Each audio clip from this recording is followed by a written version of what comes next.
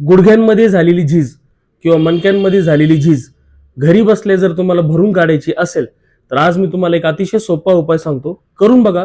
निश्चितपणे तुमच्या गुडघ्यांमध्ये झालेली झीज ही घरी बसल्या देखील भरून निघू शकते.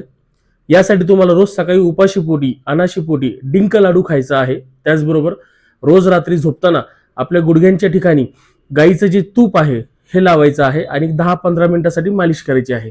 बरेच पेशंट म्हणतात की डिंकाचा लाडू खाल्ल्यामुळं कदाचित पित्ताचा त्रास किंवा उष्णतेचा त्रास होऊ शकतो.